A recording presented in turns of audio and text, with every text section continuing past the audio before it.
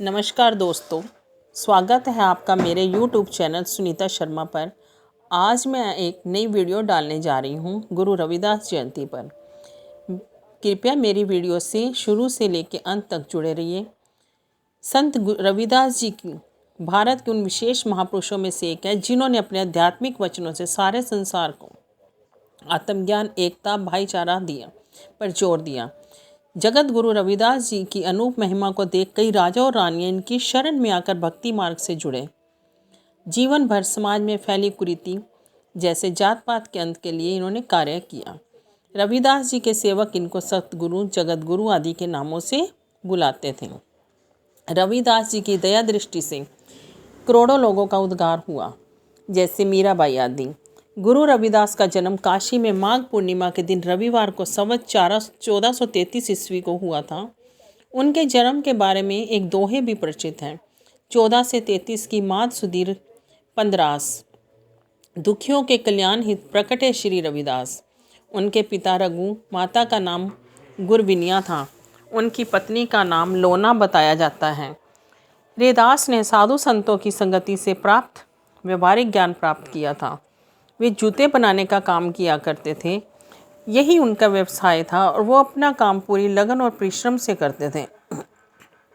समय से काम को पूरा करना उस पर वो ध्यान देते थे। संत रामानंद जी के शिष्य बनकर उन्होंने आध्यात्मिक ज्ञान अर्जित किया।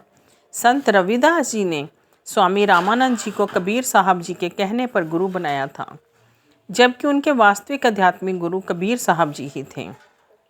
वे समय का पालन करते थे, मधुर व्यवहार करते थे। उनके संपर्क में जो भी लोग आते थे वो बहुत प्रसन्न होते थे। प्रारंभ से ही रविदास जी बहुत परोपकारी और दयालु थे। दूसरों की सहायता करना उनका स्वभाव बन गया था। साधु संतों की सहायता करने में उन्हें विशेष आनंद मिलता था। वे प्राय मूल्य लिए बिना जूते भेंट किया करते थे। उनके स्वभाव के कारण उनके माता पिता उनसे खुश नहीं रहते थे।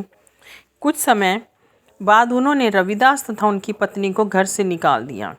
रविदास पड़ोस में ही अपने लिए लघु इमारत बनाकर अपने व्यवसाय पर ध्यान देने लगे और शेष समय ईश्वर भजन और साधु संतों के सत्संग में व्यतीत करते थे। उनके जीवन की छोटी छोटी घटनाओं से समय तथा वचन के पालन संबंधी उनके गुणों का पता चलता है। एक बार एक पर्व के अवसर पर पड़ोस के लोग गंगा स्नान के लिए जा रहे थे। रविदास के शिष्यों में से एक ने उनसे भी चलने का आग्रह किया तो वो बोले, गंगा स्नान के लिए मैं अवश्य चलता, किंतु गंगा स्नान जाने के लिए मैं अवश्य चलता किंतु गंगा स्नान पर जाने के लिए मन यहाँ लगा रहेगा तो पुण्य कैसे प्राप्त होगा। मन जो काम करने के लिए अंतःकरण से तैयार हो, हमें वही काम करना चाहिए। मन सही है तो इस कठौते के जल में ही गंगा स्नान का पुण्य प्राप्त हो जाता है। कहा जाता है कि इस प्रकार के व्यवहार के बाद से ही कहावत प्रचलित हो गई, मन चंगा तो कठौती में गंगा। संत रविदास जी ने ऊंच नीच की भावना और ईश्वर भक्ति के नाम पर किए जाने वाले विवाद को सराहनीय तथा निरर्थक बताया। सबको परस्पर मिलजुल कर प्रेम पूर्वक रहने का उपदेश दिया। वे स्वयं मधुर और भक्तिपूर्वक भजनों की रचना करते थे और भाव विभोर होकर सभी उन्हें सुनते थे। उनका विश्वास था कि राम, कृष्ण, क्रीम, राघव आदि सब एक ही हैं, परमात्मा एक है। वेद, कुरान, पुराण आदि सभी ग्रंथ एक ही हैं। अतः संत रविदास जी ने जाति भेदभाव को भी मिटाया और उन्होंने लोगों को एक ही शिक्षा दी कि परमात्मा एक ही है, हमें कोई भी भेदभाव आपस में नहीं करना चाहिए। धन्यवाद। कृपया मेरी चैनल से इसी तरह से जुड़े रहिए। धन्यवाद।